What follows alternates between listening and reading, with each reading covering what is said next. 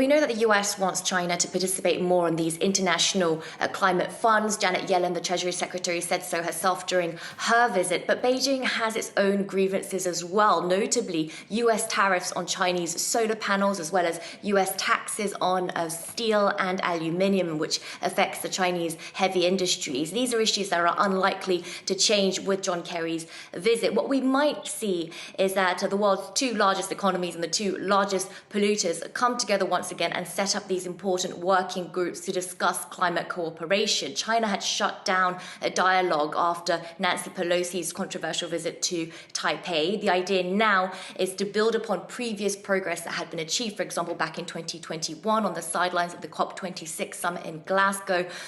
China and the US managed to sign a joint declaration, and in it, Beijing notably pledged to find ways to cut methane emissions. We haven't really seen an action plan on that yet, so John Kerry could also be pushing for more details on China's propositions to deal with this super potent greenhouse gas. Now, China's not alone, Yena. China and the United States together represent 45% of the world's CO2 emissions. Needless to say, then, that the stakes of this meeting are obviously high. Well, China and the US both agree in principle that they really need to transition towards clean energy. But where they differ is the speed. Beijing argues that it has a developing nation status, that it still needs more time to burn cheap and dirty fossil fuels.